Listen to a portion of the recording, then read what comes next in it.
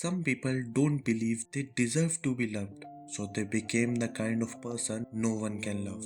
They push people away before they can get hurt. It's like touching fire once and then being afraid of the warmth forever. And that's what exactly happened to Will Hunting. Not because he couldn't be loved, but because he learned the love comes with pain. So, what happened to him? What kind of past teaches someone to run from things they need?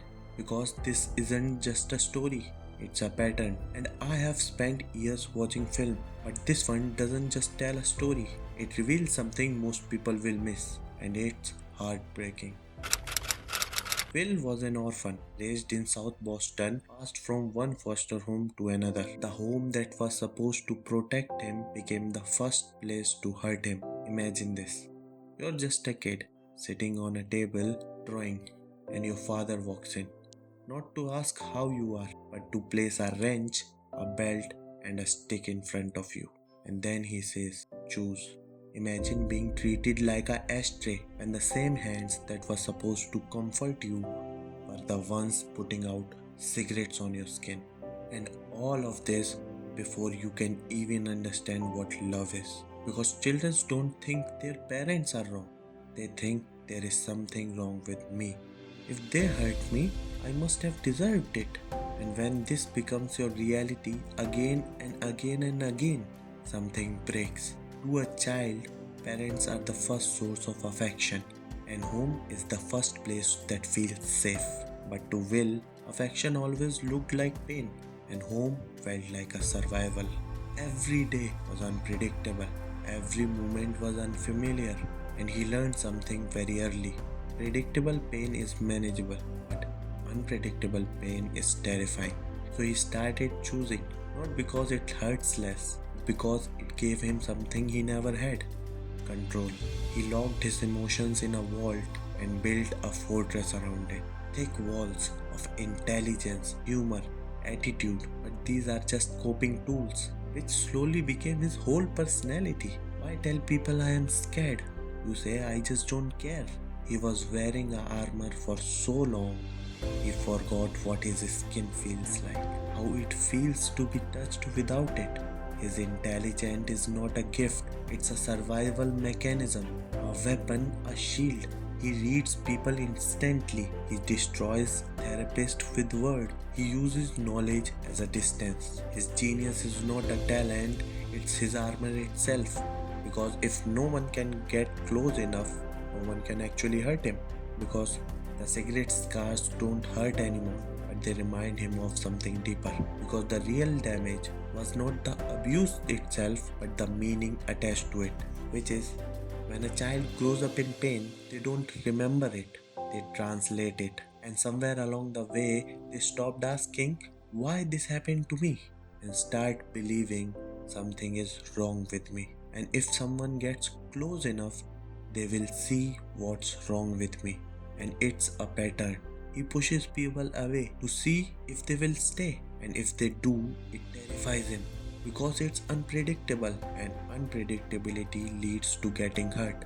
So he makes sure he controls everything. We see this pattern in the entire film. He pushes Skylar away, he attacks Scene, he mocks the therapist, and it's not random behavior, it's a test. And he makes sure no one passes it. This is why he sabotages his own life. Not because he's afraid of failure, but because success comes with something far more dangerous: change. A new life means new people. New people means new attachments. And new attachment means something to lose. So he chooses safety, South Boston, familiar faces, predictable life. Because a small life you can control feels safer than a big one you can lose. Because losing something you never had is easy, but losing something real that will destroy you, that's the truth. Will is not afraid of being unloved, he is afraid of being loved and then losing it. This is confirmed multiple times. He pushes Skylar away when she gets serious, avoids emotional commitment entirely. But this defense works too well. You avoid pain, but you also avoid connection, a fortress that keeps enemies out but also traps you inside as well. This is not protection anymore, it's loneliness. And here's where Dr. Sheen's role comes. He's someone who doesn't leave, who doesn't try to fix anything or force anything. He just stays. Not breaking the wall, just sitting outside it for long enough. And that's the most terrifying thing of all. Because when someone doesn't leave, you run out of places to hide. Will never wanted someone to guide him. He never needed someone to hold his hand. All he ever needed was someone to stand in front of him and tell him there is nothing wrong with him. Not casually, not intellectually. Just say it like it's true. Just say it's not your fault. It's not your fault, Will. Not logic, not advice, just truth. Repeated until the wall starts to crack, not by force, but from everything he's been holding inside. And when the wall collapses, nothing about his past changes, but something inside him does. He doesn't become easier to love, he just stops making himself impossible to reach. Because the truth was never that he couldn't be loved, it's that he learned how to keep the love away. And in the end, Will finally decided to move forward. First time moving towards something and not away from something. For the first time, not escaping his past, but no longer letting it decide where he goes. And maybe years later, Dr. Sheen would remember him like this. I met a boy who's a master of stealth, mind so bright, knowledge was his wealth. He hid from himself, asked no one for help. I learned that day a sharp mind is capable of cutting itself. I saw in him how fear dressed up as pride, a crown he wore to keep the world outside.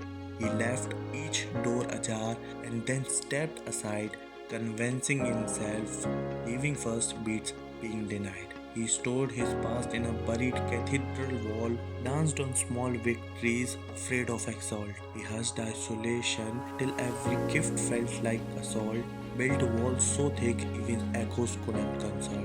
And all this time, all he ever needed was someone to tell him, it's not your fault.